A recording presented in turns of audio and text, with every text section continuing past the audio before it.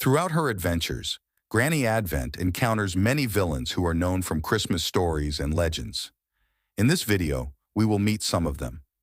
Krampus is a mythical creature from Central European folklore, particularly in Austria, Bavaria, and Slovenia.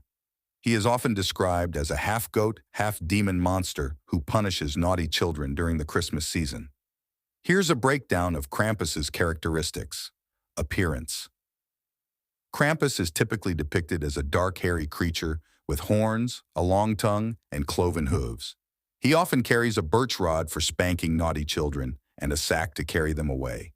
Role. Krampus serves as a dark counterpart to Saint Nicholas, Santa Claus.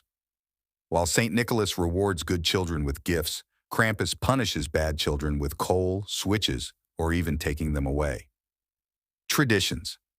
In some regions, Krampus accompanies Saint Nicholas on December 5th, Krampusnacht, or 6th, Saint Nicholas Day. He may appear in parades or celebrations, sometimes interacting with the crowd, especially children. Parents may use Krampus as a figure to encourage good behavior in their children. Origins. The origins of Krampus likely date back to pre-Christian pagan traditions. He may have been linked to winter solstice celebrations or figures associated with wild hunts. Krampus is not as widely known as Santa Claus, but he remains a popular figure in some parts of Europe and has gained some interest in North America in recent years. Gryla is an ogress from Icelandic Christmas folklore, known as a terrifying creature who is particularly associated with the Christmas season. Here's a breakdown of what we know about her. Gryla is depicted as a monstrous woman, enormous and grotesque in appearance. She is said to be the mother of the 13 Yule lads, mischievous trolls who visit children during the 12 days leading up to Christmas. While the Yule lads can be both naughty and nice, Gryla is a purely menacing figure. Traditionally, Gryla was said to hunt for naughty children during the Christmas season, particularly those who hadn't finished their chores or hadn't learned their Christmas carols. She would then take them away in her sack and either devour them or turn them into her slaves. In recent times, the portrayal of Gryla has softened somewhat.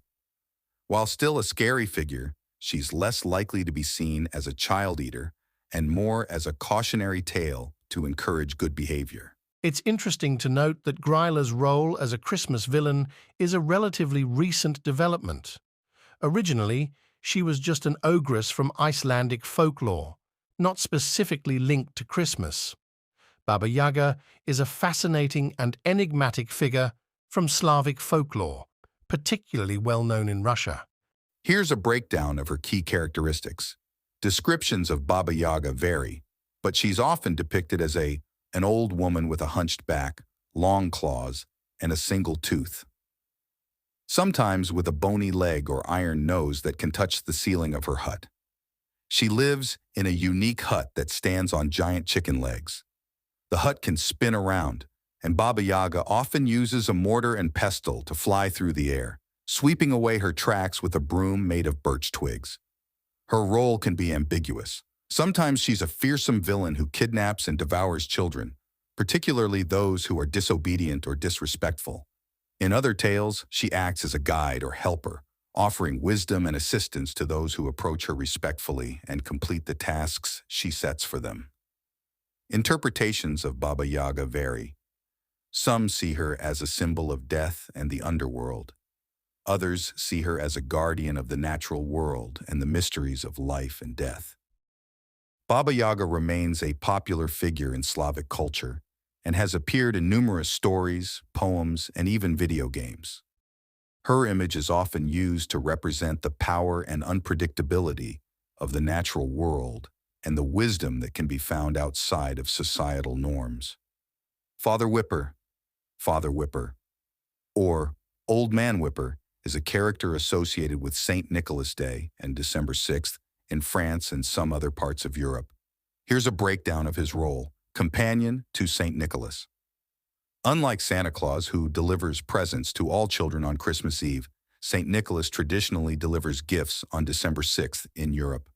Pere Fouettard acts as a companion to St. Nicholas, punisher of naughty children. While St. Nicholas rewards well-behaved children with gifts, Pere Fouettard punishes naughty children with lumps of coal, switches, or even threats of taking them away.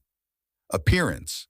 Descriptions vary, but Pere Fouettard is often depicted as a grotesque figure. He may be dressed in dark rags or animal skins, with a dirty face and a long beard.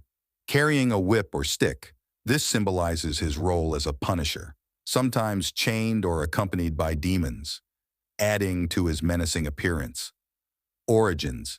The exact origins of Pere Fouettard are unclear, but he may be linked to pre-Christian pagan traditions, possibly figures associated with winter solstice celebrations or rituals involving discipline and good behavior.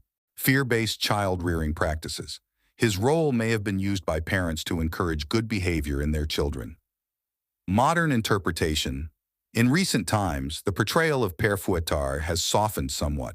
While still a reminder of the consequences of bad behavior, he is less likely to be seen as a truly terrifying figure. Some parents may even use him in a playful way to encourage good behavior.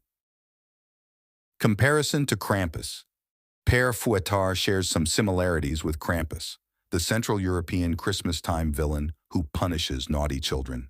However, Pere Fouettard is specifically linked to St. Nicholas Day, while Krampus may appear closer to Christmas itself.